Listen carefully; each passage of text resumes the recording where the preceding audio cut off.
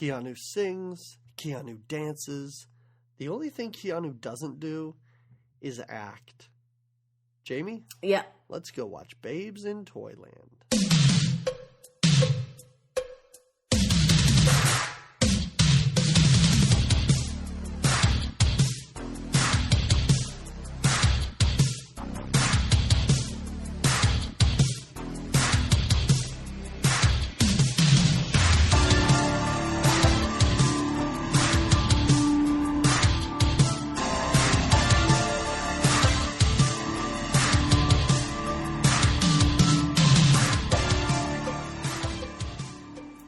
Hello, everyone, and welcome to yet another week.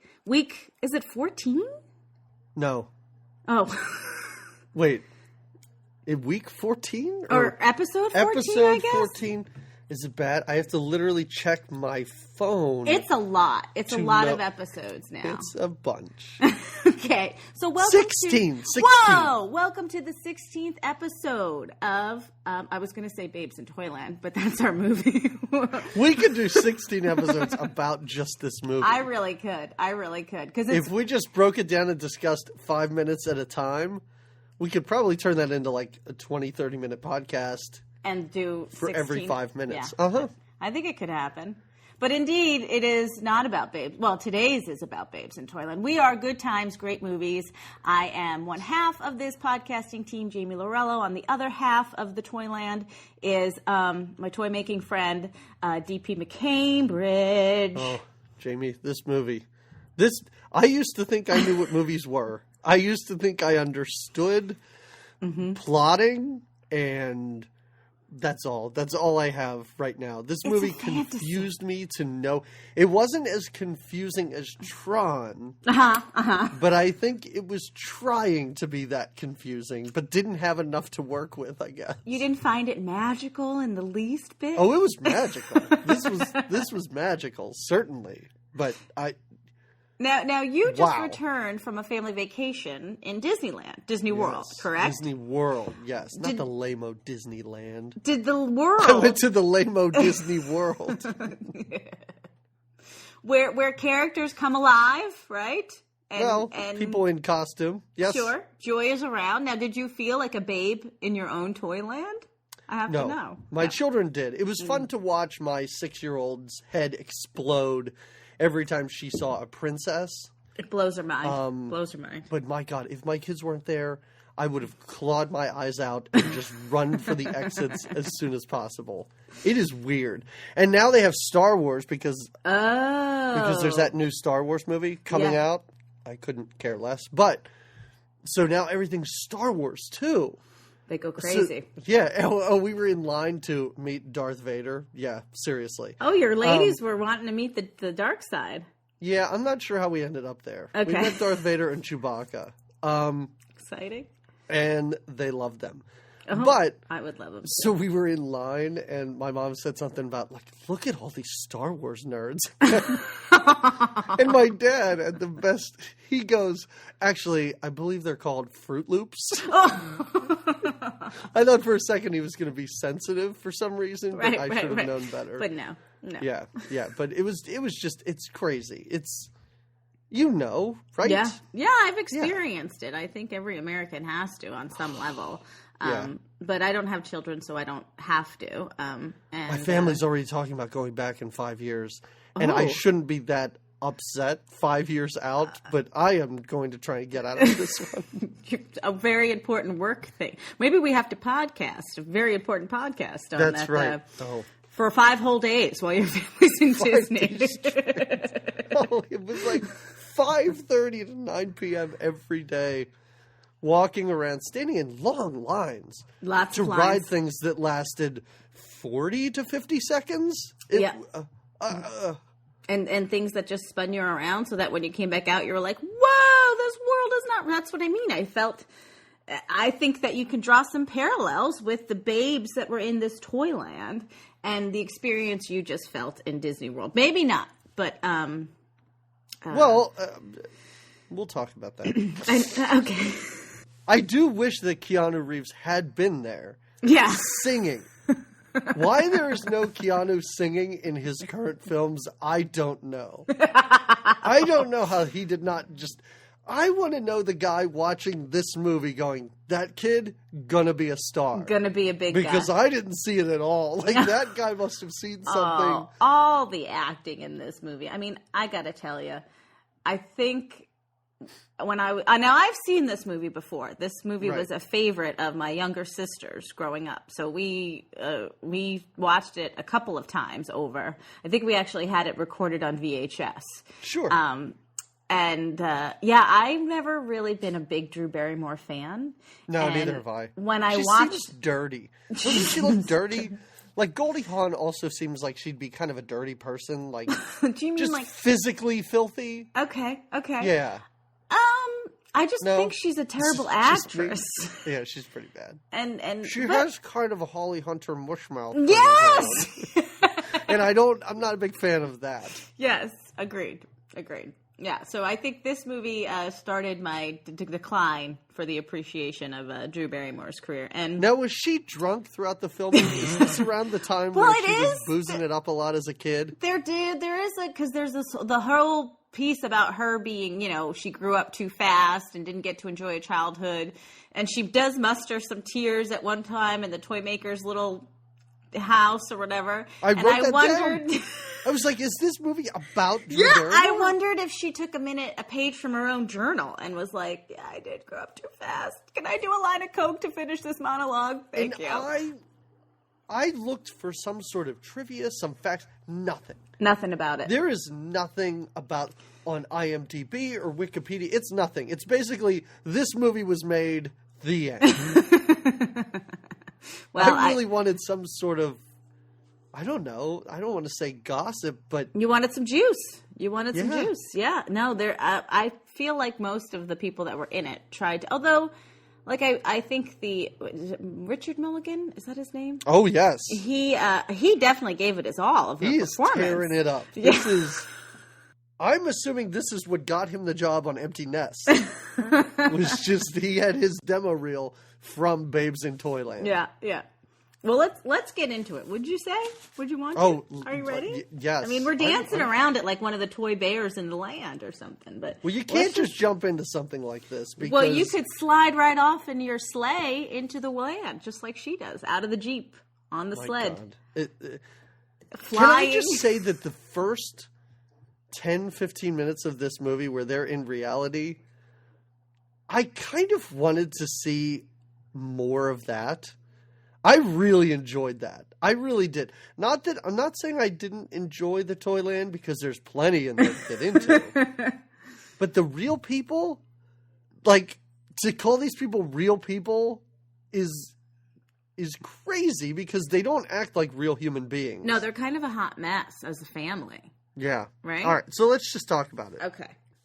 During the credits, we see a lot of scenic paintings of, I'm assuming, Cincinnati and the suburbs of Cincinnati. It's quite lovely. And if you want a history lesson on Cincinnati, you're not going to get it from this movie. But if you just want a bunch of people talking about Cincinnati every 2 to 3 minutes, watch this movie. I've never seen... I was looking for recommendations, and I was like, well, let me just type in movies about set in Cincinnati. Nothing but this movie came up over and over and over Really? again. Yes. Well, they do talk about their love of Cincinnati very often. And Why Pete Rose. is Pete Rose discussed constantly? He's Cincinnati's best thing, I guess. This is so weird. All right. So anyway, we get all these paintings of scenic Cincinnati. Yes. And it's winter. There's snow. Yes. I like Drew Barrymore's mom in this movie. Oh, I love her. Ellen Brennan? Yes. I believe her name is. Yes. Eileen Brennan. Yeah. Because she looks whacked out. She looks insane. Which is, well, and she is insane. As a mom in this movie in the beginning, there's this terrible snowstorm hitting Cincinnati, and she's out shopping with the younger brother, putting tires on the car. Doesn't say, Drew calls her and is like, hey, Mom, and she's crazy. She sounds cracked out. She sounds like she's going to hit the bottle or the needle next. And is Oh yeah, she's in a phone booth and she said, I just have to, we need your brother. And he's climbing on her, yelling, some guy's tapping on the thing, your tires are done. I'm getting chains put on the tires. It looks like it's been snowing for at least 3 days. And these people don't seem to understand that there's been snow on the ground. They're not prepared for this whatsoever. Right.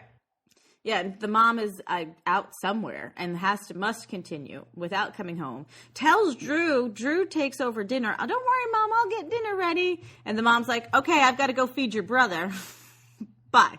I loved how I didn't know that girl was Drew Barrymore's sister for a while. The older one who kind of looks like Winnie Cooper from she does. Wonder Years. Uh-huh. And I was like, what is her relationship with? Well, no. I thought she was her babysitter, and I was like, what is her babysitter wearing? Did you notice that giant the raincoat? Raincoat? Yeah, it's a storm outside, a winter storm, and she puts on. Yeah, it's made of. It's like raincoat material. Yeah, and that's what she wears to go out in the snow. To go to work, I guess. That's not a thing people do, right? People don't wear raincoats for snowstorms. Out into freezing cold and Cincinnati huge weather. Huge pink ones, like a petticoat, but pink. She's in the car later. She's in the Jeep. It looks like it's eating her. Her head's barely making it out of the shoulder and the neck hole of this jacket. It's crazy. It is. It's quite the wardrobe piece. Yeah. But no, she's the older sister, and she's in the middle of the storm on her way to work at the toy store, right? At the toy store. Yeah. Right. Drew then goes to make her dinner and just has a mixing bowl of like liquid. I don't know if she's mixing pancake batter for dinner or what. I don't know. Can we, we talked about how we're not big Drew Barrymore fans. She is just phoning in this performance, right? I think that's her every performance. She is doing nothing. There is no emotion whatsoever. Oh, there are some. Like when she looks at her sister and goes, you're the best, they're the best, you're the best too. And with this cheesy, I don't know that you would call it good acting, but it was emotion. I didn't know how hammy this was supposed to be. A lot of the lines in this are so goofy. Oh, yeah. At one point, she walks into the toy master's office. Now I'm getting ahead of ourselves here. And she says something like, for once in your life, there's something more important than a new toy. I'm like, is that supposed to be a joke that just falls really flat? Or is that supposed to be an actual line of dialogue? It's so bad. But anyway, there's a blizzard. Yes.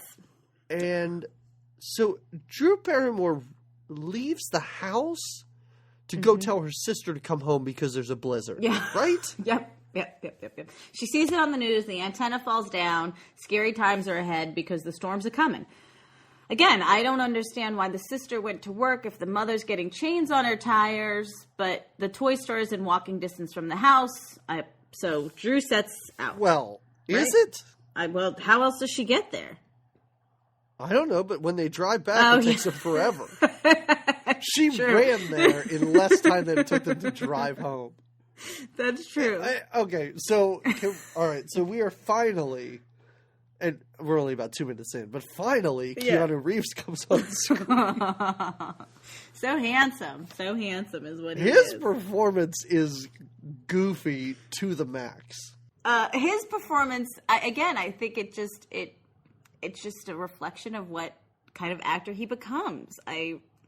I think they're all shitty actors. They're all shit. No, they're not. They're not. The mom is great. Yeah, Ellen is fabulous. And Richard Mulligan is phenomenal. His performance. The two people over the age of 55 are doing a great job in this movie. Nobody else is. Kids are totally cheeseballs. But I love it how Keanu Reeves asks Drew Barrymore's sister out for pizza after this, and she goes, "I don't think I could eat 3 pizzas in one night." Because 2 other dudes asked her out that same day, and I guess she accepted those dates. On the night of the blizzard. Right, Christmas Eve. Exactly. It's Christmas Eve, too. Don't forget. Yeah. Oh, yeah. His playfulness when he has this little Santa hat, and he takes a little ball on the top, and he's like, "Oh, you're so popular." He is terrible. Yeah. The worst. He's really... I mean, can they fill a movie with people who I don't understand why they're actors? Yeah, they did. Because they did it here. And then they tossed him in Toyland. How is he an actor? He must just be an amazing person to work with. Like, he just must be so easy to work with. I was going to say, I could see him being really easygoing, maybe. I mean, he was handsome. He was Right, yeah. Yeah. But how does it take you this far in your career? I mean, when you start out with the Babes, this was early in his career, but definitely not his first. It's not his first. Perhaps his first singing role. There was a bunch of stuff before this that I had never heard of. Gotcha. Other TV movies and stuff like that. Gotcha. But this is only 3 years. Well, only 3 years. It's 3 years before Bill and Ted. Wow. Yeah. Wow. And I think that's what launched him into stardom. He is terrible. He's not good, right? Am I wrong with this? No, you are not wrong. You were right on the mark with that. Because, I mean, he's in good movies. He's been in good movies. And he's terrible in good movies. I'm not a fan. Right. Sometimes I think movies are good in spite of him. Yes. And sometimes movies are just good because they're good, but like nobody watches The Matrix, and I don't really like The Matrix, but I know people do, and I understand why people like it. Sure. Nobody's reason is Keanu Reeves. His performance. No. Right. And again, I think that you can see elements of all of his performance in Babes in Toyland. I mean, he's got a look that he gives several times in this movie, right before they're about to get married, or she's about to marry the bad guy, which we'll get into. There's a look he gives that's just Keanu's look. A look of cluelessness? Yes! A look of not understanding that he's on film or what's happening? Yes, exactly. And it's his signature look, if you will. And he definitely delivers it in this. Drew finds herself, she comes to the store, and she has to hide under the desk, right? While we meet our villain. Why does she have to hide? I don't know. Why does she have to hide? I don't know. And we meet the owner of this store. Barney. Who's Richard Mulligan. Yes. Barney. Just call him Barnaby, because he's Barnaby through most of this. That's what he is, Barnaby. Everybody's name is changed slightly. Yes. When they're in Toyland. But basically, I mean, it's the Wizard of Oz, basically. Oh, that's... So... Yeah, completely. So wow, he is super creepy as this. He is more terrifying as the owner of this toy store than he is the evil guy in Toyland. Yes, I agree. Because how old is this girl? You've got to believe she's 15 or 16. 16? Yeah. And he's like making advances, and she's addressing the fact that he's being inappropriate. Yes. She's working the customer service desk, and she's talking about faulty merchandise. And I love his line is, believe me, your personal merchandise is not faulty. And he's holding her hand. It is really... Very creepy. Oh. Very creepy. And he's wearing one of those bolo ties, which I think amps it up a little bit. Yeah. And he almost seems like he's doing a Rodney Dangerfield impression sometimes. Whoa, no respect for my toy makers. Yeah. No, well... so he's obviously this swarmy kind of a dude, and she's not putting up with it. She's pretty sassy, and so is Drew. Lisa, I think is her name. Yes. And they kind of give him a what for, and Lisa announces to the whole store, who was unaware apparently, that the blizzard is coming and you all have to get home. Yeah, how do they not know there's a blizzard? They want to close the store. Keanu basically says, we need to close this store. We need to get these people out of here. Drew Barrymore does. She hijacks the store microphone, or what do they call it? Intercom? The AP system? Whatever. Okay. The AP system. Yeah, let's say that. The AV system. I'll call it that. All two right. letters. All right. Yeah, she tells everybody to leave the store. The PA, not the AP. The advanced placement. I was not in advanced placement. Clearly. Technology. So, she makes the announcement. The store kind of clears out to his dismay. And they head on their adventure. And you're right. I realized their drive home. Oh, yeah. Well, can we just say that when they're leaving, Drew Barrymore's sister gives her what's her name? What's Drew Barrymore's sister's name? Her name's Mary Contrary. Yes, Mary Contrary. But is it Mary in real life? Yes. Okay. she gives her a sled. She says, "Here, Drew, I bought this sled for you." And Richard Mulligan's freaking out, like, "You can't take that. That belongs to the store." Right, and she kind of quits, which is weird. But she says, "That sled cost half the salary that you owe me." It is a chintzy plastic sled. She is making shit money at this job. Well, and unless she's taking advances out on her salary, which we know you can do. Well, she's taking advances from Richard Mulligan. So, yeah, this is when Drew delivers that cheesy line of, like, "This is the best, and you're the best, and we're the best, and life's the best, and let's go in the Jeep and have a song fest." It's like how some people can't watch movies from, like, the 30s because the performances are all so heightened. Yeah. And the line delivery is so cheesy and over the top. That's what this movie felt like half the time. Yes. Only for certain. Yeah, it was like you can tell the days when Drew was like, "All right, I did my 8 ball. I'm good to go. We're going to make this performance work." Yes. And the days when she was like, "Last night was way too heavy. I'm just going to have to be putzing around in this little go-kart." It's when she took those black pills.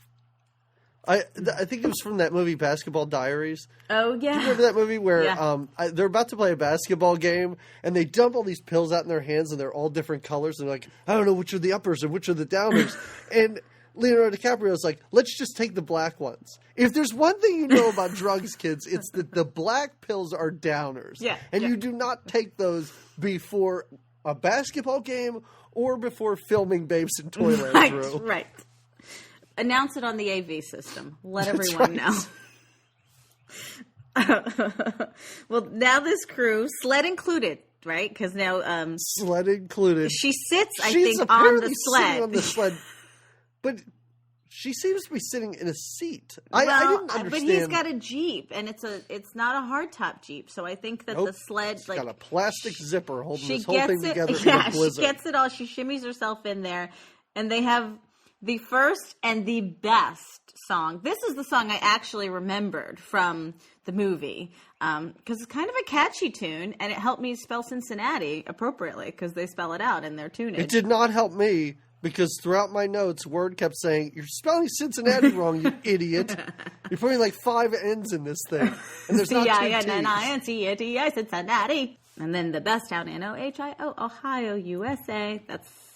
They sing this song twice in this movie. Well, because they have such a love for their town or their city. Cincy. First they called it Cincy, but Cincy was too natty, so they named it Cincinnati, or so the legend says. This is really stupid. Well, the amount of times Cincinnati, and we talked about it, is mentioned in this movie is out of control. If I lived in Cincinnati, I would wonder why. I've driven through Cincinnati. I don't know. Yeah, it's not what this movie makes you think it is. It's no Toyland. It's not the answer to all of the world's problems. But Pete Rose is, so there you have it. They sing about the Reds and the Bengals, and they're going to beat all the other teams. And was this done on a stage before? Was it a musical on stage before? Yes, it was what's called an operetta, which I didn't research what an operetta is. I assume it's the combination of an opera and something, a beretta, maybe? But I remember that in elementary school, all of our musicals were called operettas. So I don't know what it is. But yeah. No, and this was made in the 60s, and then it was made in the 90s. Oh. And my kids actually went to go see it recently, like a play. Really? Yeah. I didn't realize it had such staying power. And then when they came home, I described the plot of this movie, and they kind of went, that's kind of what it's about. So I guess it takes the general idea from the original and crams Cincinnati down our throats. Well, they certainly do. They certainly do. I would love to sing about my town in a road trip like that. It'd be, I come from N-A-S-H. It's just tricky to do. No, you have to sing it faster. Yeah. N-A-S-H somethingville. Somethingville. Somethingville. And then there's a middle part, Ville. Right. All right. So she flies out of the back. Yeah, well, the storm is catching up with them as they drive. You know what we didn't even talk about yet? We didn't even talk about that they have another companion who Georgie plays Porgy. a huge role in Toyland, but is barely there at the beginning of this movie. He's just a chubby friend of Keanu, who is... What? Is he?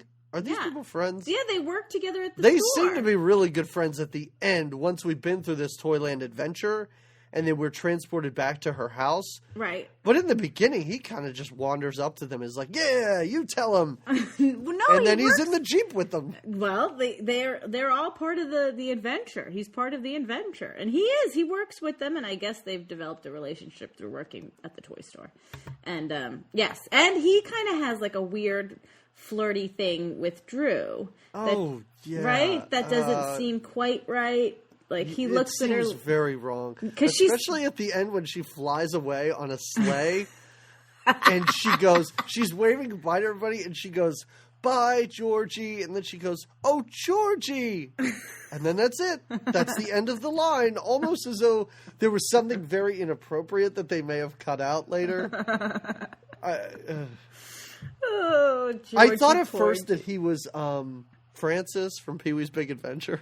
No, but I thought he was, but he his isn't. name as an actor, did you look up his name? It's like Goo Goo. Oh, yeah. Goober, Goo Goo, Gaga, yes. And I had never seen him in other things. I don't watch the show Parenthood, but apparently he's been in a couple episodes of that. Why would you go by that name? Why would you go by Goo Goo Baby Talk? Because I don't Because I did read it was like this was a nickname given to him by his parents because he couldn't say his real name. Well, he does give the most spirited performance in the song, I have to say, in the back seat when they're all singing the Cincinnati song. I think I'm sorry, I couldn't take my eyes off Keanu. Oh. Anytime he would sing, I was totally on board with this. I like the way he swished his hair around when he sang. Like he somehow managed he had a lot to do. He had to that drive hair to the bounce. fake car. Yep. And oh my God! sing. And then we didn't even talk about how when they are being jostled in the snowstorm, how fake and phony it really does look. Yeah. But then, so she's in the back on her sled, and they hit a treacherous bump on this wild ride back home, and she slides out the back. She comically flies out the back. Then I realized, she's sitting on the sled. That's bizarre.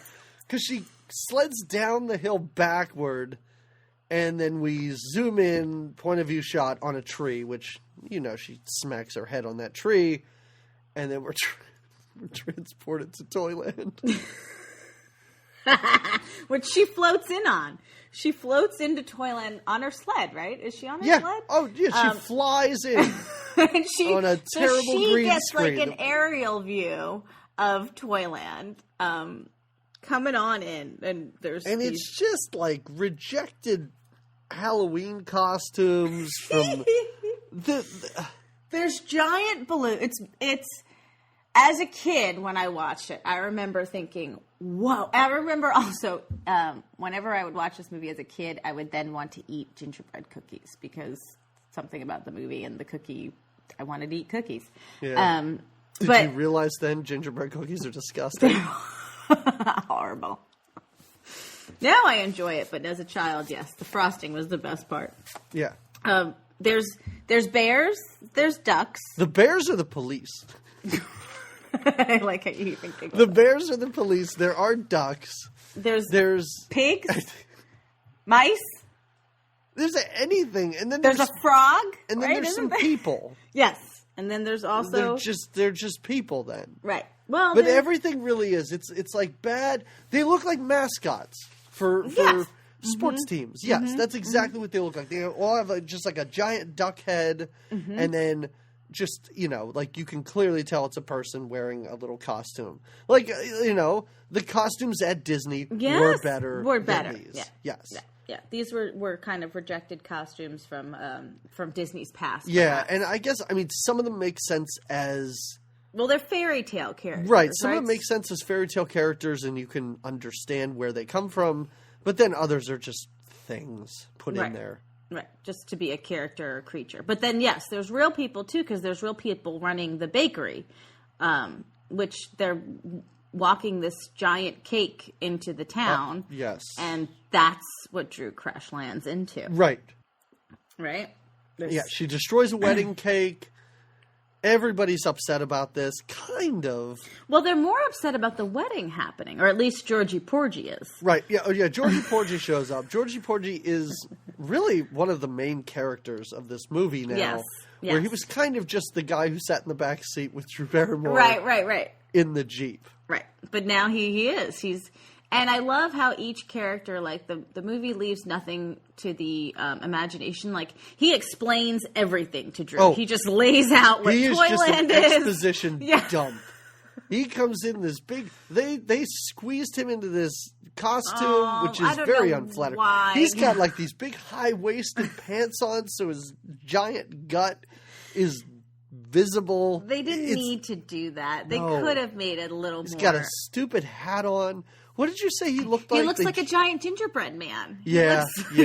Right? Because he's dressed in brown. But he is he's the chief taster at the cookie company. Oh, I missed that. That's what he tells her. Yep, that's what he does. And I guess that's why we're supposed to believe he's a little bumped on the chubby side, because he tastes a lot of cookies. But it's his job. And he explains... I mean, the entire economy of Toyland is based around this bakery, right? Well, and there's the toy master who makes toys that children don't want to play with anymore. I don't know what the hell that's all about. We'll get to the toy master, but that was very strange because he did nothing. No, he has no magical powers. He has a lot of wisdom because he's Chinese and old. So he has a lot of wisdom. At one point, they go to him to help them, and he goes, you guys have to do it. Yeah. That's it. No, he encourages them with his words of wisdom. Come on. Sure. He's the toy master. And he paints eyeballs on dolls. That's his whole thing, is paint an eyeball. I can't wait to get to that point. Well, okay, so Georgie gives her kind of the lowdown about the town and points to the giant bowling ball on the hill. Of course, every good villain should live in some sort of scary, shady place, and our Barnaby Barnacle, is that his name, Barnaby Barnacle? Barnaby Barnacle, yes. He lives in the bowling ball, and it's known that every now and then, for shits and giggles, he rolls his giant bowling ball house into the town and knocks people down. But he doesn't really live in the bowling ball, right? Like, isn't the bowling ball just an entrance to these underground caverns where he lives? Yes, he does. He lives in these creepy underground caverns. And what's so evil about a bowling ball? Like, I don't understand. I think that he can roll it over people is the only reason why it's like... Do we ever see that happen? No, he never does it. And he has plenty of, like... In that stupid car chase that happens in the end, I wondered, like, why didn't he summons the power of his bowling ball and just knock it out? But... He's more inept than the witch that attacked Dolly Parton in that film, who they tricked into eating her own poison pie. He's even dumber than she is. Well, he does have a grossly long fingernail and is got an eye on younger women. Right, yes. Right? He's arranged to be married to... He's arranged it himself. Right, yes. To Mary, who is Drew Barrymore's sister in real life. Right. So they are getting married, and she's destroyed their wedding cake. She's fallen into it. But he doesn't really seem to care about that or even notice that because he just kind of rolls up and that's it. They're about to get married. So they go in front of this judge, who I thought he was going to have a bigger role because, I don't know, he just looked like he should. Like he should with that facial hair and everything. It's a real Amish look that he has going. Agreed. With his giant beard and a big old hat on his head. And he's the judge who's kind of, I guess, Barnaby has everybody in his pocket, right, in this town. Yes, because he's... Right, like he seems to just basically tell that judge what to do. Right. He's kind of like our Goblin King, but not quite as flashy. Because he even wears the long coat, like he's got this black long coat. He's got these two evil henchmen that are hunchback and ugly, and they have very powerful jazz hands, and they stop Jack or Keanu Reeves from coming and getting next to Mary. Yeah, they stop him by not touching him. No, they just hands up. Yeah, they just almost jazz like hand an him. invisible force field that he can't pass through. And that's when he gives one of his first Keanu looks at her. He looks at her like all longingly and stupidly, and. Because, he loves her. And I think they mouth it to each other during the ceremony. Oh, I didn't notice that. I didn't even know if they knew one another. Like, They are in love. I think that didn't you not listen to Georgie Porgy's review of the whole? He explains that in his. No, I didn't listen. They're in love and they should be married, but this is his uncle. This is Jack's uncle. Oh, I love when that was revealed because I didn't know what was happening at that point in the movie. And which is even creepier that his uncle is in charge of the town, but is taking his young girlfriend bride. Okay, she may be too young for him. But what are his other options in this town? Well, I like the option. Duck? No, I like later on in the movie when her mom they give Lisa Drew Barrymore gives the mom she's not Mother Goose. Who's the one that lives in the shoe? Is she? No. Old Mother Hubbard. That's who she is. Oh, is that who she is? She's supposed to be Old Mother Hubbard. Oh no. I think, yes, because there was an old woman who lived in a shoe, but oh my God, I don't even know. They explain it at one point how she was evicted from her shoe. So then Mother Hubbard moved into the shoe too. But then she still had all those kids. Which is that's funny. Yeah. She's kind of the comic relief, I feel like, in a lot of ways, besides the terrible acting of this movie. So she's Old Mother Hubbard, a chesty Old Mother Hubbard, might I add. She's got some cleavage in there for an older lady. She's the reason, one of the reasons why the wedding is happening, because Barnaby threatens to sell her mortgage or something like that. He owns the mortgage to her house, which is an overly complicated plot. This is overly complex, and I guess he will then pay off her mortgage if he gets to marry her Otherwise, daughter. They're on the streets. And I got to tell you, the streets of Toyland don't seem pretty good. Yeah, they don't seem like a bad place to live. The only thing I could see that isn't good about being on the streets is we are told it's never nighttime in Toyland. So you may lose your mind because you never sleep. Right. But you're already Old Mother Hubbard. So really? So the wedding is starting to happen. But basically, here's the thing. They do get married. I don't understand how Toyland works marriages. And I don't quite understand how we work marriages in this country, even though I'm married. Because they both say, I do. Yeah. I mean, aren't they then married? Well, she says, for worse. And she only talks about the bad times. For better or worse. Agrees to those. For worse. Which... It's an odd sort of way that she delivers the line because it seems to me like she's like, for worse? Okay, that works, yeah. Yeah. And for the bad times? Yeah, I do. I do for those two things, but not in the good times because I got my boyfriend Jack back there. He's the good time Jack. Yeah, she could keep him on the side. I mean, exactly. I don't see how that would be a problem. They could meet in that mystical dark forest and stuff. All right, but anyway. So...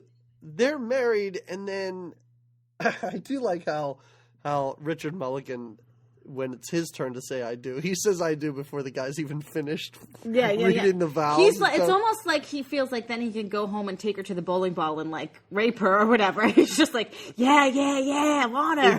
Yes, but again, less pervy than when he owned the toy store. When he's in the store, right? Yes. So now they're but then Drew Barrymore interrupts. She just comes in and she's like, Mother Hubbard, she has a great line where she's like, and you're the one at fault, Mother Hubbard, because you shouldn't want your daughter to live in a bowling ball so that you can pay your mortgage. And I thought that was a great line. Isn't that how we all feel? You've got 3 daughters. It's so insane. Mm-hmm. Mm-hmm. And then oh my God. So because she interrupts everything, Richard Mulligan gets mad at her. Calls her Sinsky-Watsky. He gets up in her face and she starts talking about Cincinnati, of course. And then he, I guess, thinks that's her name? Because every time he refers to her, it's Sinsky-Watsky. With his long, great black thumb. He's in her face. And basically, he is intimidated out of the wedding by this 11-year-old girl. Yeah, right. Yeah. Yeah, because he leaves. He leaves. And then the town loves it. They sing a song for her, all about Lisa and how wonderful she is. They have a song. And they have a parade of made up about this girl who just arrived. Yep. I assume when she smashed a wedding cake, somebody was like, we got to write a song about this just in case she stops this wedding. She's going to be magical. She just flew into our town. They have a float for her? She rides to the town on a float? There's a whole parade for her. And Barnaby watches in vain from his bowling ball. And his two goons are always sticking their heads out of the holes. Through the finger holes of the bowling ball, which I think that's why. I think they just went for a simple design. They're like, what's black with holes in it that they could peer out of? Let's let them live in a bowling ball. Boom. That's going to work for us. And this is where we meet his other sidekick, that one-eyed, future-telling bird goblin thing. Yeah, I don't know what that is. They call it something in the end when they capture it. Yeah, because like then he wants to turn her into that bird, which seems really strange. This whole movie is so weird. And I do like that, how they're watching them in the town from out of the bowling ball. Yeah. And then he goes inside, and the one-eyed bird is kind of like a crystal ball, and he goes, let me see what they're doing. I'm like, you just saw what they're doing. You could poke your head out and keep spying on them. But he watches them through the crystal ball eye of this bird. Right. And then we're given more exposition because Keanu Reeves has to talk about how he should have been in charge. I wrote this down because, again, it's great. Keanu Reeves says, I can't do a Keanu Reeves impression. I've been practicing. It's pretty bad. Because your Dolly Parton one was spot on. Can you do it like Dolly Parton instead? No, just kidding. I should have been in charge of the cookie factory, but Barnaby passed a law saying I have to be 21 and be married. I don't even think that's a Dolly Parton one that I was doing. I loved it. Yeah, but his uncle passed a law saying that Keanu Reeves has to be 21 years old and married. Yeah. Which I then realized that he said that line wrong or was written wrong. He has to be married by the time he's 21. He's 21, right. Which is on Wednesday. Right. It's coming up. That's why the rush wedding to marry, and yeah. Right. Yes. And they are co-owners as of now in the cookie factory, correct? Sure, I guess. Oh, now we go to the cookie factory where there's bakers on roller skates, right? So we find out, what the story is for Keanu or Jack. And then all of a sudden we see this cookie factory that looks like a magical, fun place. It does. And so then Barnaby's plan is to ruin the cookie factory, is to ruin the shipment of cookies from the cookie factory. So he and his goons, apparently in the floor there are doors which lead right into like evil caverns underground. Why nobody's noticed this before, I'm not sure. Or maybe that's just how Barnaby gets to work in the cookie factory during the day. Because he's got access from his underground creepy lair. So he and his goons, these goons come, and these goons ham it up a lot of times. And this is one of the scenes, because they're just there to, like, fuck shit up at this cookie factory, which is just to destroy all the cookies, which are cakes, right? Like, well, that's all in cake boxes. They're throwing around cakes. Are cakes cookies? Like, it's a bakery, I guess. But I don't see a single cookie throughout this movie. Well, no. The only time you see them is when Georgie Porgy is eating them. He does eat some cookies. Yeah, he's kind of disgusting. Yeah. So they have a whole scene where they're throwing cakes to each other, and then they have baseball bats to hit the cakes, and then they just dump.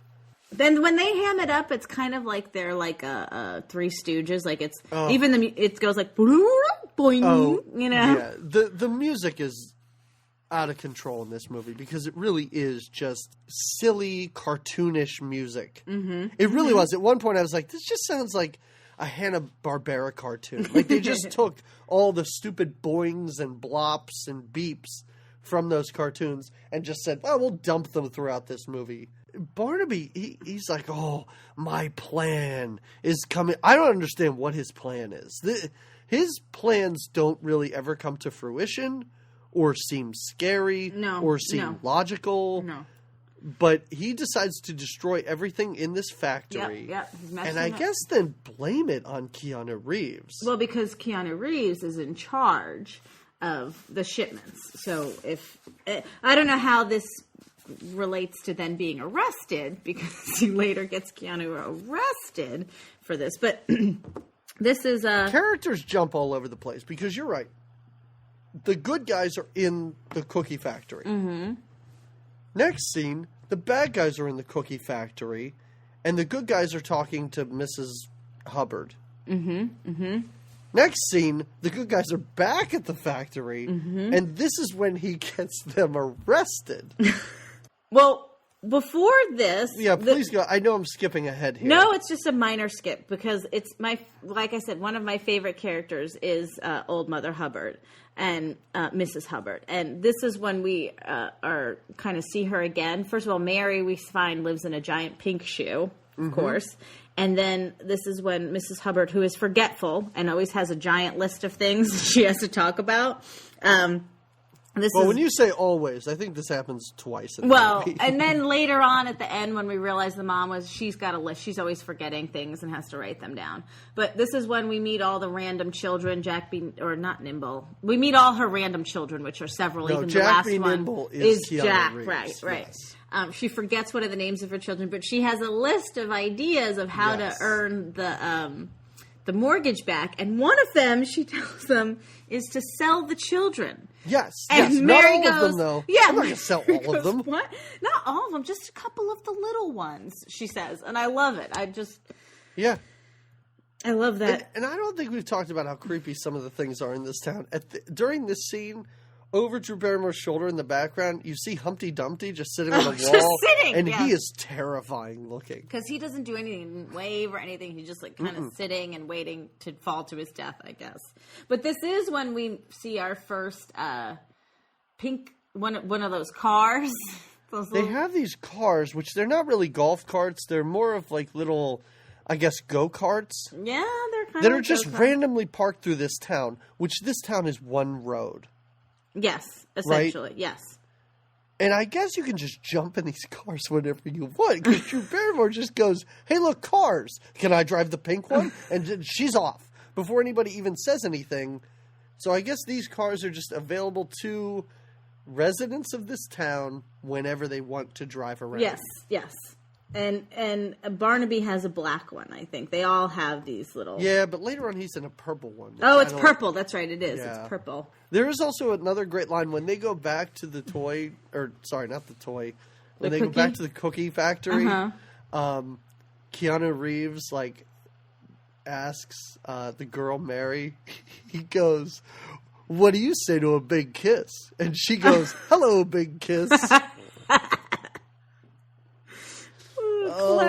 Classic. Yeah, the jokes are that bad, but that one did work for me. That one made you smile a little bit. Yeah, it did. So then the police show up, and they're bears, of course, because I guess Richard Mulligan called the police. I guess he alerted the bears to the fact that there's been a cookie/cake robbery. Yes. He lets when the police is just the guy that married them, right? The mayor of the town or whatever, right? He's a judge. A judge, sorry. No, He's a judge because, Keanu's taken into custody, thrown in jail, because everything, the entire, I guess all the cookies, all the cakes, everything is totally gone. Nobody knows where it is. Why would the police believe that Keanu Reeves stole these cookies? And why would they believe the clearly most evil man in town? Right. Because they're all under his spell? Because we need a stupid movie? Well, yeah. Well, because he needs to get to jail somehow. Jack somehow needs to be imprisoned. And he's in prison twice in this movie. Well, it's tough times, and there's nobody else. He's consistently in prison. He's a bad news. Before he turns 21, he's bad news. So Keanu goes to jail, and there is, if anybody's interested, first of all, this movie's on YouTube. It's easy to find, and I put a link in. The whole movie is, right? Oh, the whole movie, yeah. And I put a link on Facebook and Twitter, so if you haven't watched it and you want to after you listen to this, go right ahead. But there's also, because this movie... surprise, surprise, has not yet been released on DVD. But it was released on VHS. And VHS cut a lot of stuff from the original TV broadcast. And they cut a lot of songs. Like, you can find a bunch of deleted songs.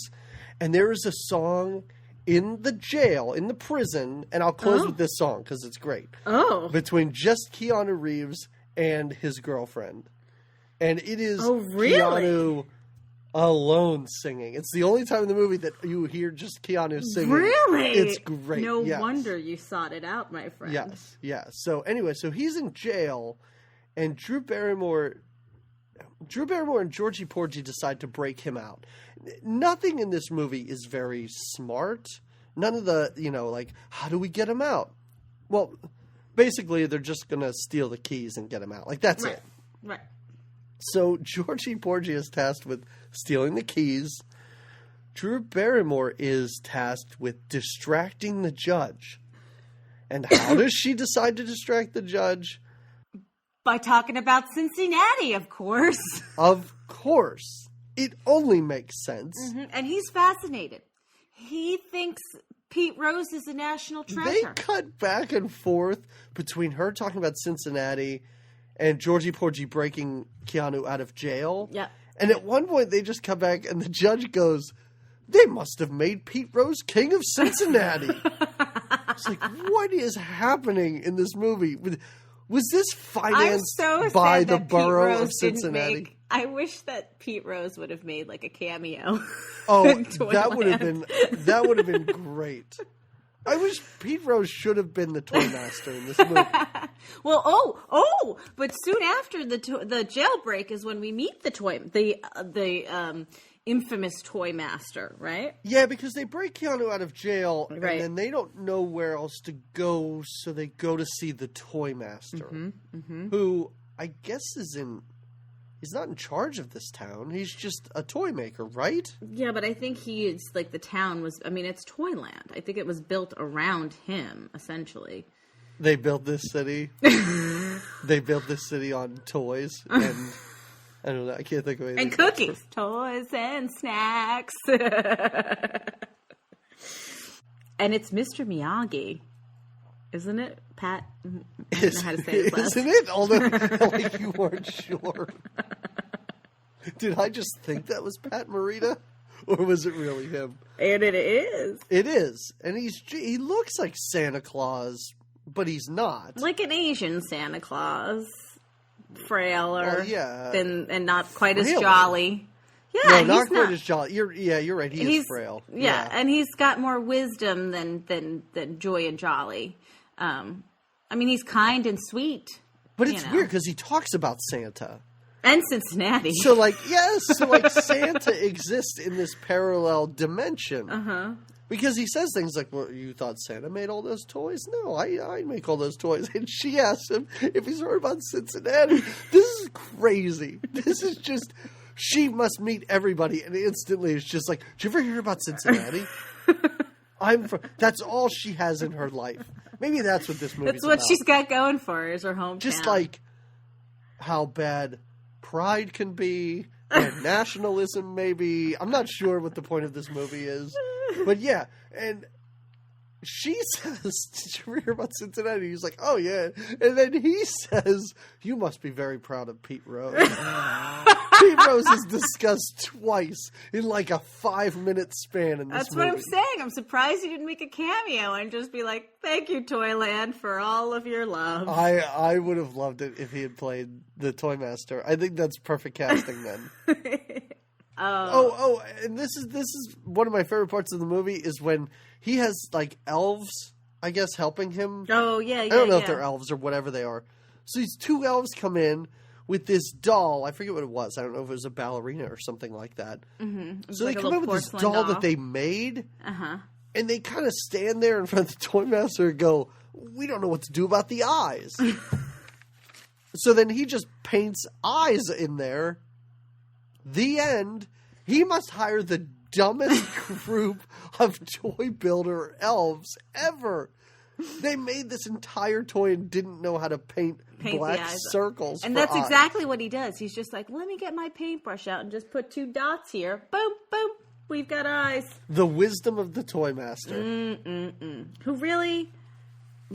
is this when he reveals... It goes nowhere. He reveals that he's been collecting the evil of the world. In this little, like... In a bottle. Yeah, like ceramic bottle. Yeah. I have been... Hey, Toy Master, can you help us? No, but I've been collecting the evil of the world in a bottle. And I also have an army of toy soldiers in a closet. Kids don't like giant toy soldiers anymore that come to life. So I just keep them in my closet. With real guns. Guns. Kids don't like these for some reason. 7-foot tall toy soldiers with working rifles. So instead, I've just been collecting evil, and I keep it in this cabinet for no reason.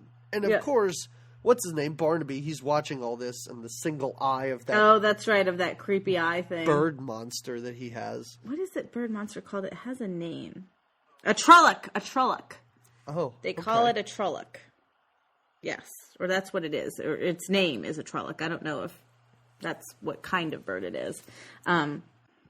I was just going to say, now they go back to the factory because Georgie's eating a cookie.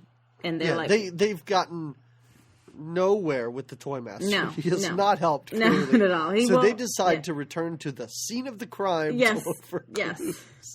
Well, because George I don't understand how a cookie on the floor of a cookie factory is a clue. Well, it's not. That's something that's there every day. Right. You're in a cookie factory, people. There's cookies everywhere. But Georgie's eating one that was found on the floor, and they figure if they can find... I don't know. Where was the cookie, Georgie? Lead us to where you found the cookie.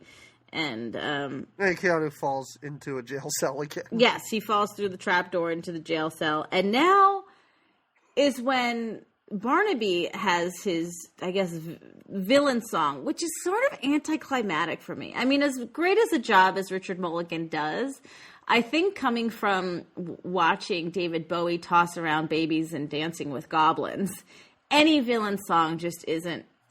I think it's fair to say that he doesn't have much to work with in this movie. No. The song is stupid. It doesn't make any sense. He does say that he's creating pure hell for boys and girls. There's that. Right, that's fine. Yes. It is just about him prancing around talking about how evil he is. Yes. And it just feels like filler. Yeah. All the songs in this movie just feel like they're trying to hit that hour-and-a-half runtime so they can cram commercials in and stretch it out to fill 2 hours on a Thursday night. Yes. No, I was trying to see if there was any other songs that he sang in it. Richard Mulligan? Yeah. I don't think so. this is his only, right? Yeah, this is it. Yeah. Yeah. This is another scene next with the mom, right? Isn't this when he brings... So he's trapped Jack, and then doesn't he bring flowers to Mary? Oh my God, I don't know. I might have skipped over that part or something. I had to watch this in 2 chunks. Not to say that I couldn't get through it in one sitting, but once he fell into jail, I turned it off. Oh, and then restarted. Then there was like a good week that elapsed, and then I kind of had to try and find where I started or stopped. So okay, I might have missed so you that might have part. skipped. Okay, well, because these are some more good lines from Mother Hubbard. Oh, please. When I think that Barnaby goes and brings flowers to Mary, and Lisa stops him at the door, gets the flowers, and this is when she's trying to convince old Mother Hubbard rather, that maybe Barnaby is into her. And old Mother Hubbard says something, 2 lines. One is that dear sweet foolish boy can tell me anything he wants. Saucy. Yes. And then somebody else comes to the door. At some point, Georgie Porgy comes around, and old Mother Hubbard goes, "Oh, it's only Fatty." Oh my God, I totally missed that part. Oh, that's such a shame. Yeah. No, I completely missed that. But it is weird because they do try and they make it seem like the mom may sort of, I guess, rehabilitate Richard Mulligan into being. Though. Yeah, they really want. I wanted that to pay off. Me in the too. End. I thought that's what was going to happen. I thought, but so too. No, it's not. It's just talked about. Yeah, I think they would look good together. You see that a lot in kids' movies. Yes, where the bad guy does come around, and the whole thing is because even the toy master at some points is like he never had a childhood. He never. Yeah. What did Santa not bring you anything last year? And I thought it was going to be this whole scene at the end where he almost breaks down crying. Right, because like, he's had such I don't. Yes, I've had a horrible life. I don't get toys. Nope. Never pays And then off. they give him kindness or Pete Rose, and then he's But that's audience. That is not how it ends. I would have liked it at the end if one of those troll monsters just took off his head and it was Pete Rose and he stepped out and he's like, I don't need to be in charge of these troll monsters anymore. Barnaby, you learned a valuable lesson. And he gives him a signed bat or something. We are welcome to Cincinnati anytime.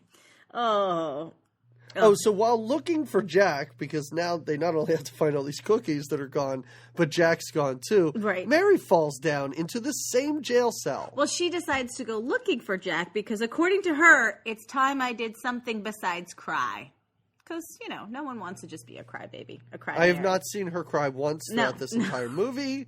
No. That doesn't make any sense. But that's what she says before she storms off into the bowling ball, where, yes, when she goes in, she falls down and is reunited with Jack. And then they, again, Georgie Porgy and Drew Barrymore run back to the Toy Master useless again. Toy Master who wants to turn Barnaby into a wind-up pussycat. I don't know why. You're right, yeah. No, he doesn't even say he wants to do that.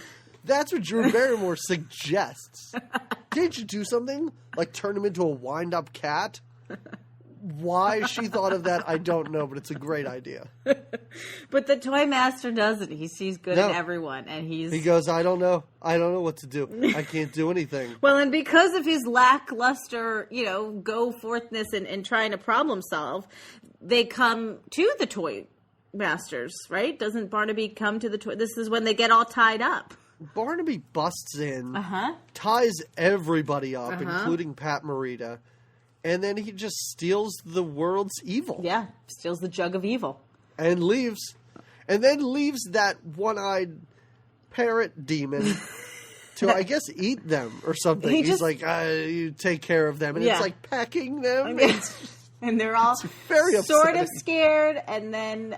sort of scared, but why? It doesn't appear to be hurting them at all. But then Lisa Drew is very, very savvy, and she gets the trellis bird thing to peck her rope so that she is free and frees everybody else. And Barnaby's plans have huge holes in them. Huge. And then this is where the Toy Master uses his great skill of painting eyes, and he paints an eye. He can do one thing well, I guess. He paints an eye, or paints black over the trellis's eye, so I guess Which power seems is like gone. it would be extremely painful. He just takes black paint and slathers it all over this thing's single eye so it can't see, and then they push it into a chest. And lock it up. To, I assume, suffocate. Yes. And then my God. And this is when they say, go help us. And he says, nope, you guys go do it. Well, this is when he explains to them, it's you guys, it's the young that have to save Toyland. I'm not. I'm an old man. That sounds like a cop-out. Yeah, exactly. It sounds like he wants to have a cup of tea and put his It really feet does up. just sound like he came to Toyland to retire, and he is not up for any of this. He doesn't want to monkey around. He had his bottle of evil stored well and his little toy soldiers, and he just wanted to kick back and live out his retirement. Apparently, he didn't know that Barnaby had this bird who can just show him anything he wants at any time. I'm telling you, the Toy Master has no real magical powers. Why is he collecting evil? Is it doing any good in society? Does he say anything like, I've avoided a third world war because I collected this evil? No. And it's not even specific which evil it's from. Like, maybe it's the Toy Master's own evil. And I know that this is all just a dream. Right. But does he talk about the real world at all? Like, who are these toys for? Are they for the children of Toyland, or are they for the children of the real world? And where is that? I think it's for the children of the real world. I don't know. But I don't know. Oh, my God. All right. I don't know. Hey, why did they decide to go to the evil forest? Because they have to get Jack and Mary. I think that's what. Why don't they just go to the bowling ball? Like, I didn't understand why they went into the evil forest. I do like how they maybe they're cutting straight to the chase. They open up this big giant gate. Yes. Because apparently Toyland is just fenced off and is surrounded by an evil forest. Yes. So they open this gate and a bear police officer walks up to them. And they just say, no, we'll be fine. Right.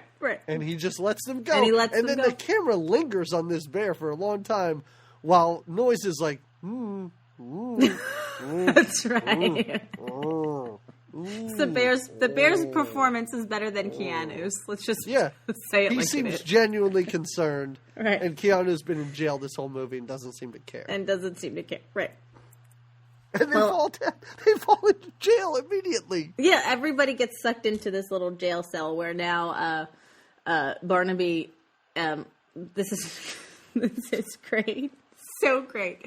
When Barnaby releases the evil onto them, which is just kind of... First of all, in case you as listeners were wondering what happened to the thousands of cookies, Barnaby says, I've got hundreds of ugly trolls, and they ate all the cookies. What? Who wrote this movie?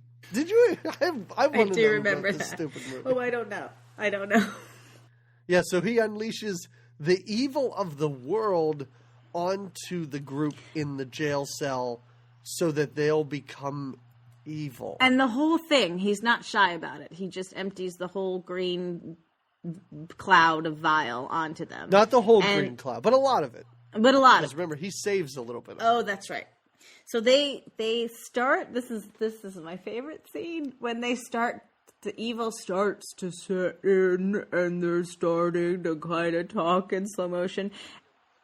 And Drew... They're hacking and coughing and crawling on the ground, writhing around, except for Drew Barrymore. She's not affected by it, and she can't figure out why the evil of the world is not affected by it, but it's because... What's the first thing that would come to your mind if you weren't affected by an evil cloud gas? Well, would it be because of the town that you live in? I think it would be because of Cincinnati in my heart.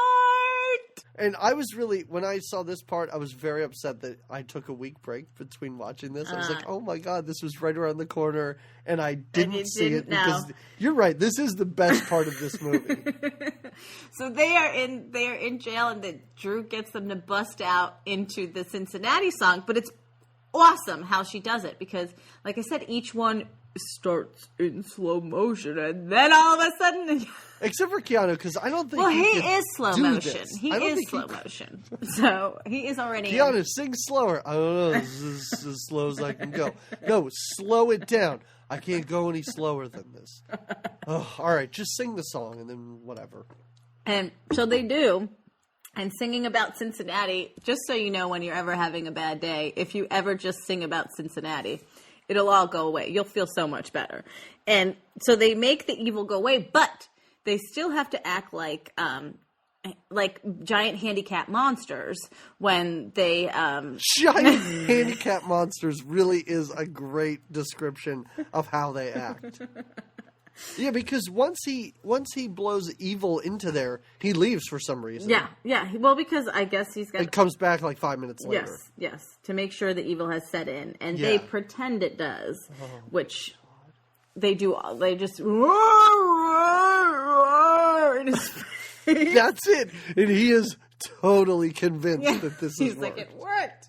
They're like, evil. wow, I didn't even think it would work, but I guess it did. And I guess this is the effect this has on them.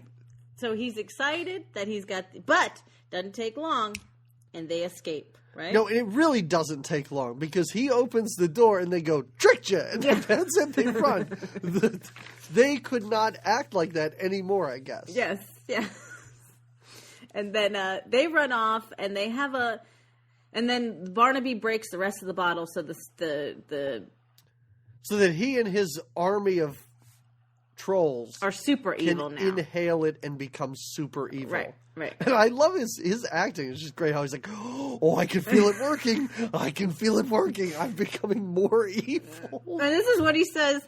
There's no more being subtle. Is it his line that says, no more being subtle. I'll smack the smiles off their faces.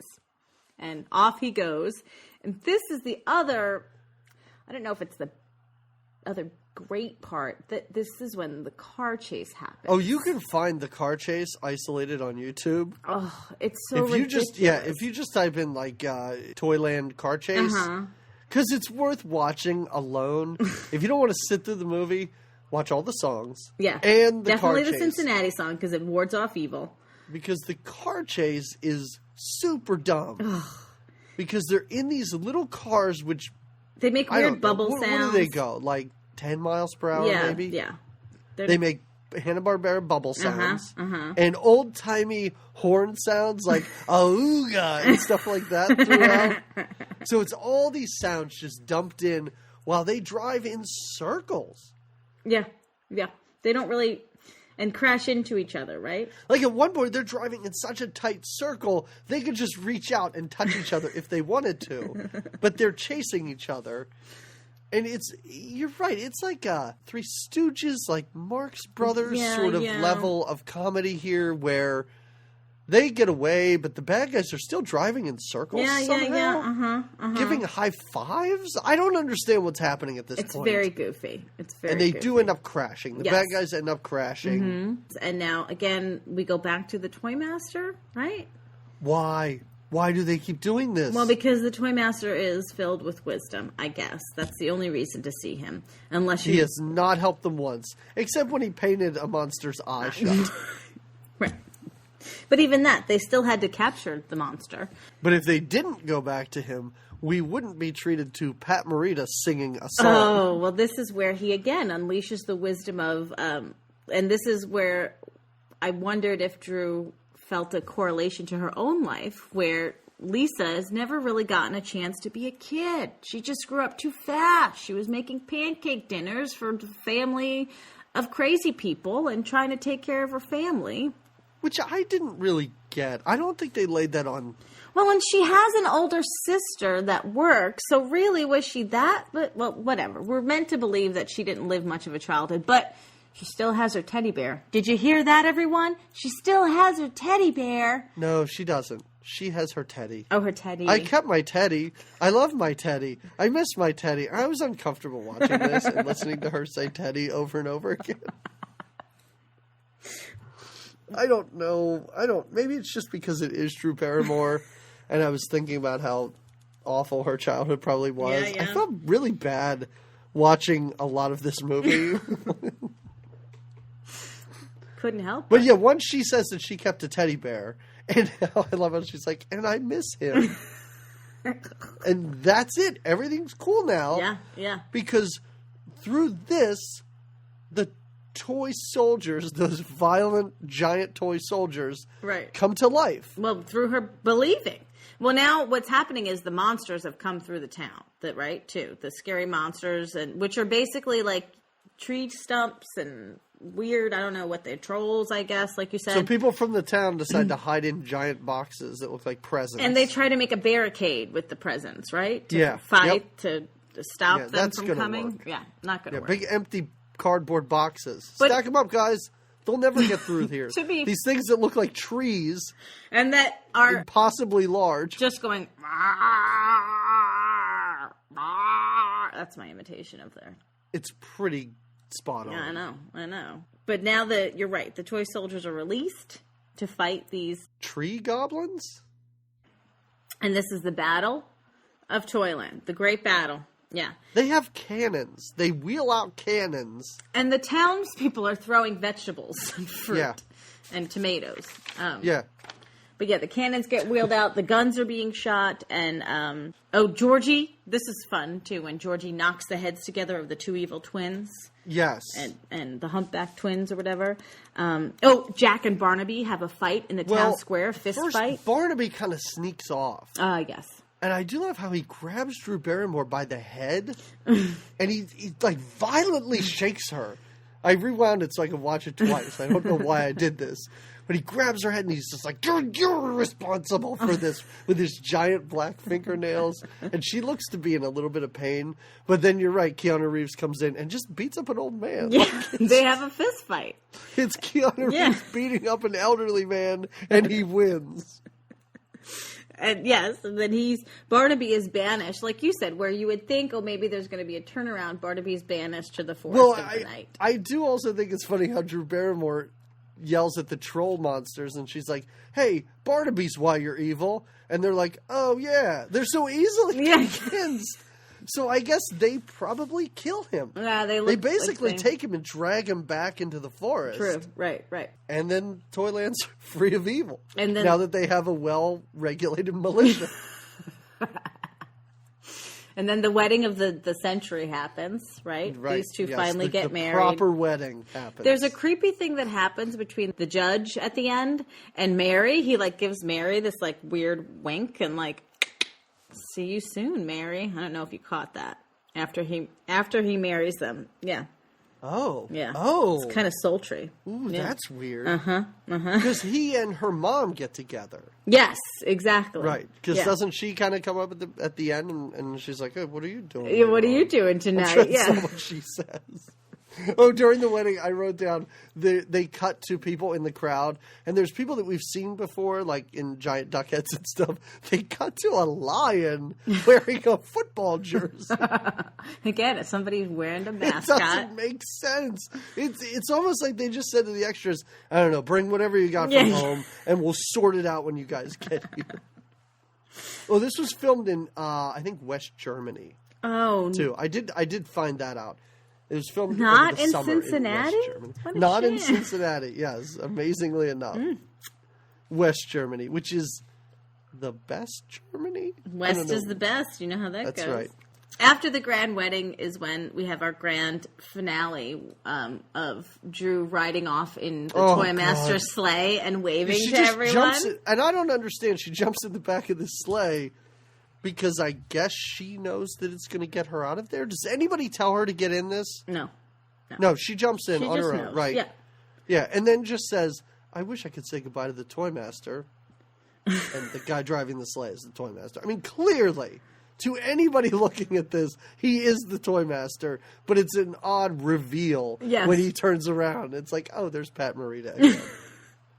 And they fly through the air with terrible green screen effects again. Yes. I don't know if you noticed this part, and I don't want to sound so creepy. Drew Barrymore's in the back, and she crawls or, like, climbs into the front seat with the Toy Master. You can see her panties. underwear. Yeah. Okay.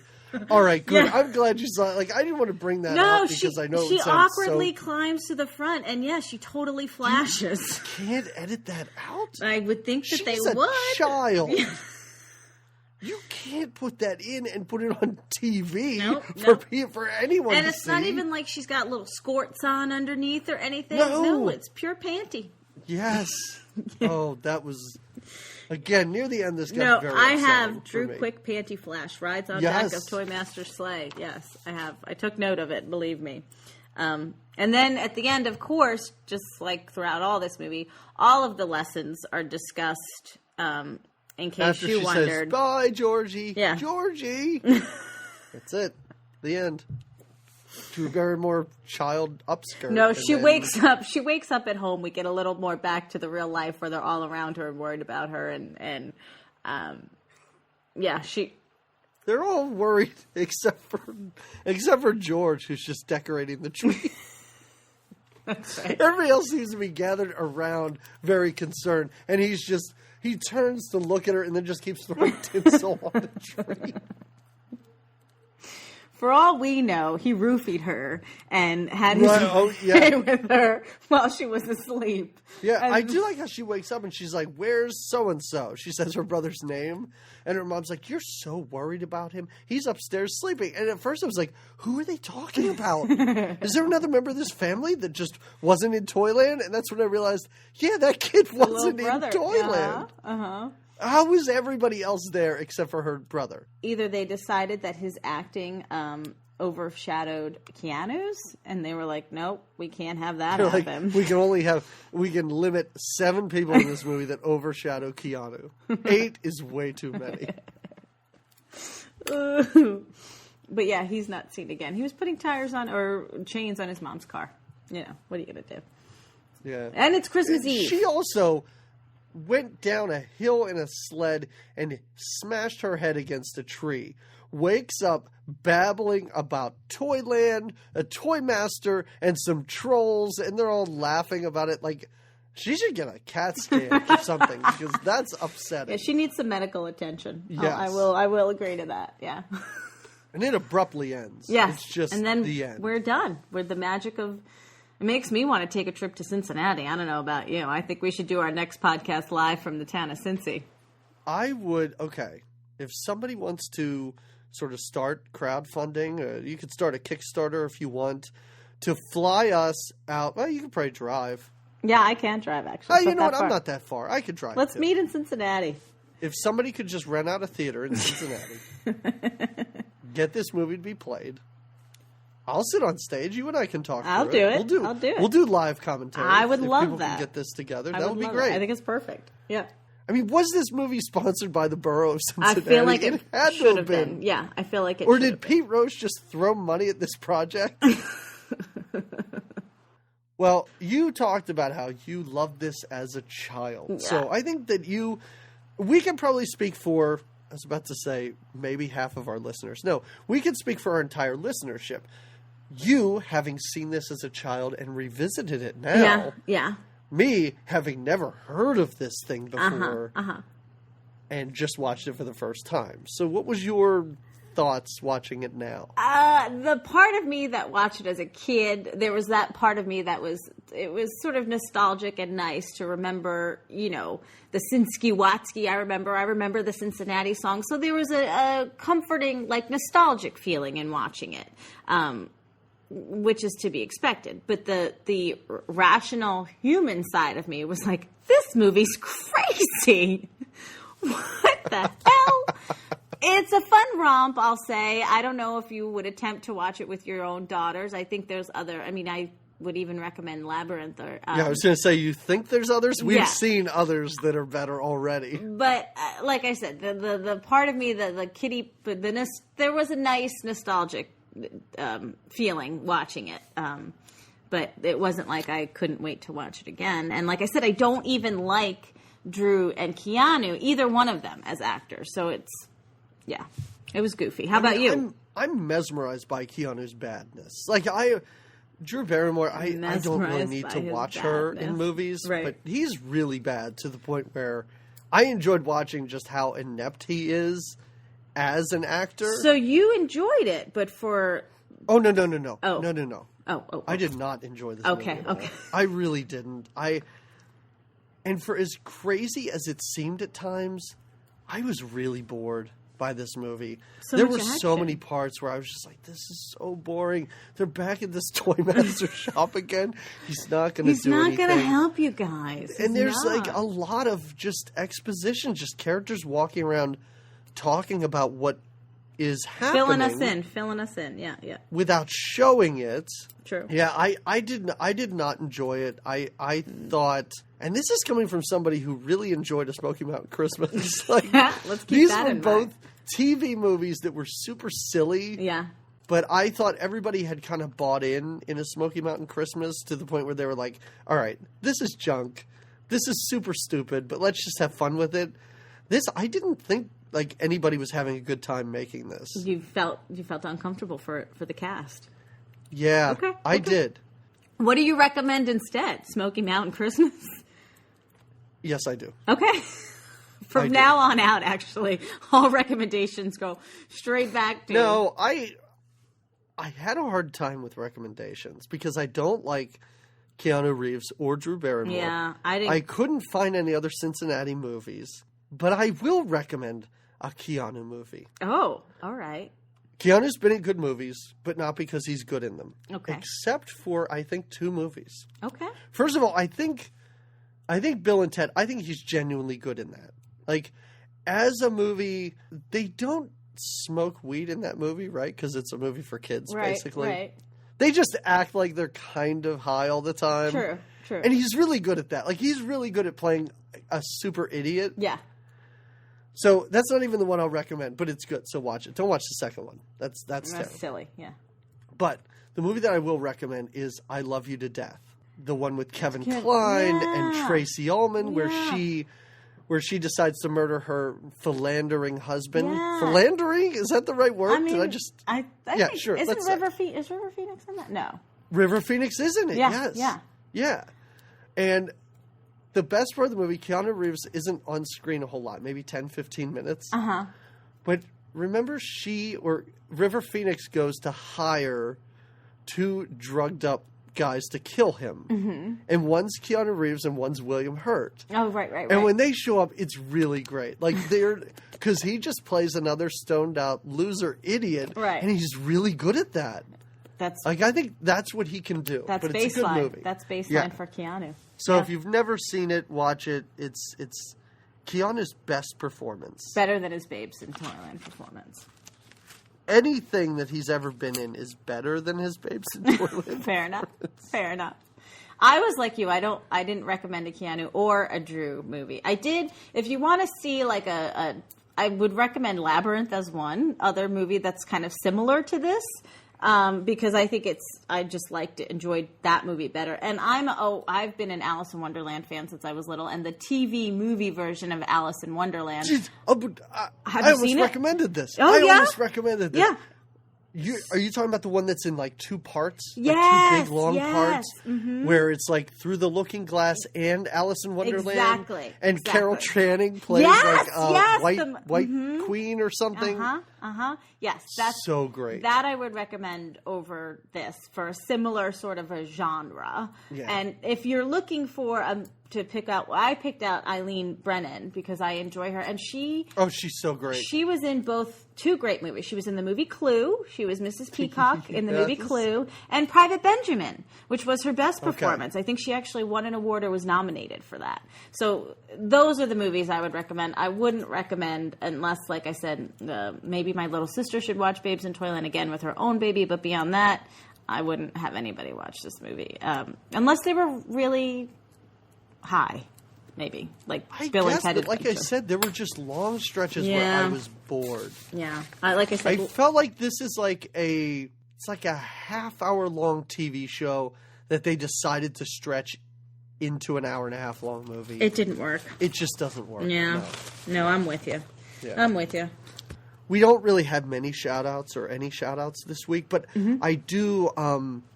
There is a podcast that's really good. It's called Broad Appeal. Oh. And it's these 2 guys from London that talk about female-centric movies. Oh, that's they've only fun. talked about movies from the 90s. I don't know if that's their thing, but they've talked about like Girl Interrupted and Evita, and I forget what else. But they just kind of started in the past few months, but it is really good. I like it. And so that's what I would suggest people listen to. So. I would listen to that one. I like it. And they're from London, so they've got lovely accents.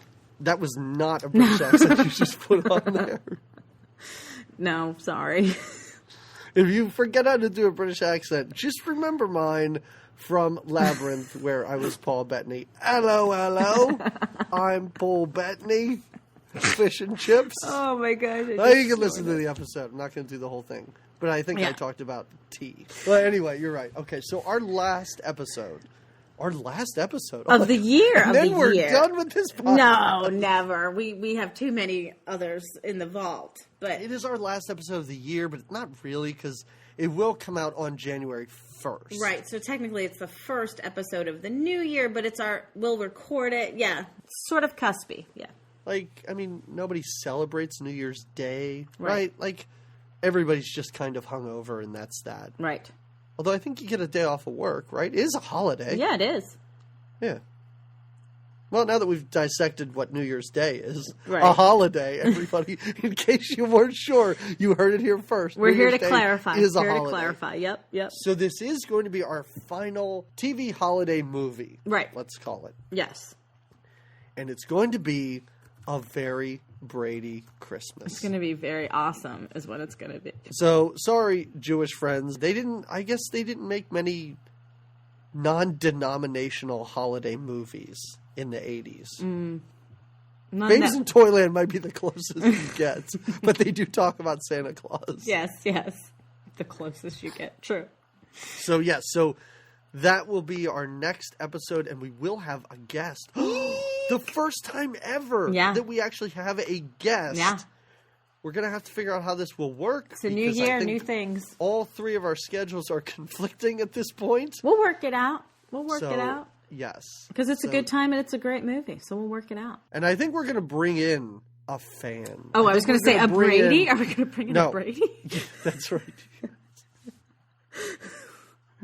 Yeah, who knows? He might Chris as well Knight. be. He might Maybe as we'll bring in Chris Knight. I don't think he's been doing much since his. I think he had a reality show on with that America's Next Top VH1. Model Yes. chick.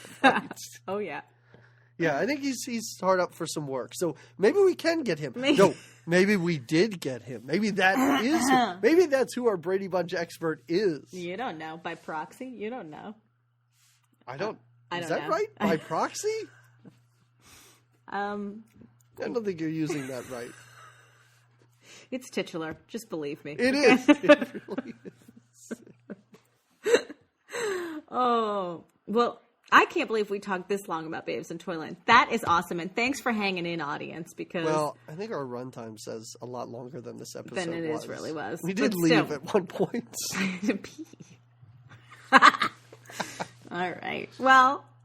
All right, everybody, on that note, we will see you in 2 weeks' time. When you are hungover on New Year's Day, you can listen to us talk about A Very Brady Christmas. Oh, which can also be seen on YouTube. Just type it in. Yeah, let's all of watch these it TV together. movies, I guess, just They end up in the fall land of immediately YouTube. into the public domain, and so anybody can put them on YouTube.